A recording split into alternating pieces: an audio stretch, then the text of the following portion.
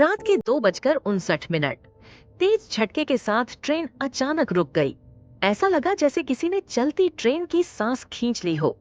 डिब्बे में बैठे यात्रियों की नींद एक साथ टूट गई।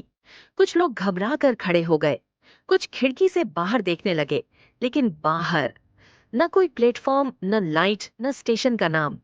सिर्फ चारों ओर फैली हुई घनी सफेद धुंध। किसी ने धीमी आवाज में कहा, यहाँ तो कोई स्टेशन होना ही नहीं चाहिए। तभी ट्रेन के सभी दरवाजे एक साथ खुल गए, बिना किसी घोषणा के, बिना किसी गार्ड के।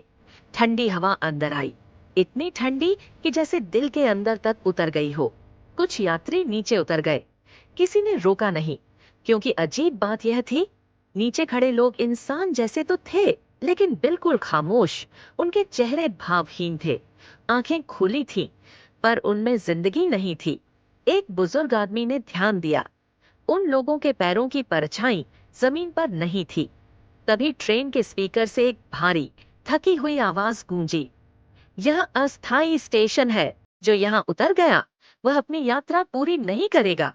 यह सुनते ही कुछ यात्री वापस चढ़ने लगे, लेकिन तभी एक दरवाजा जोर से बंद हो गया।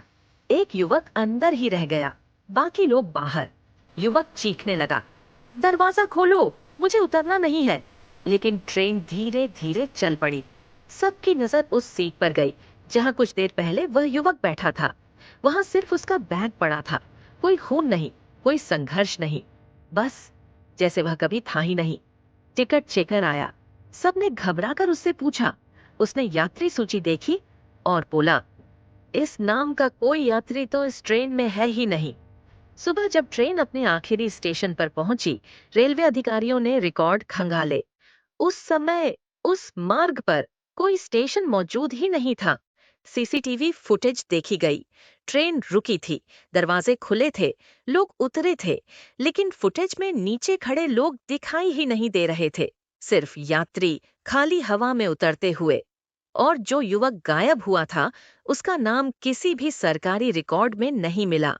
आज भी कुछ लोको पायलट कहते हैं, अगर ट्रेन रात 3 बजे अचानक रुक जाए और स्टेशन दिखाई न दे, तो खिड़की से बाहर मत देखना, दरवाजे के पास मत जाना, क्योंकि वह स्टेशन यात्रियों के लिए नहीं, यादों के लिए खुलता है।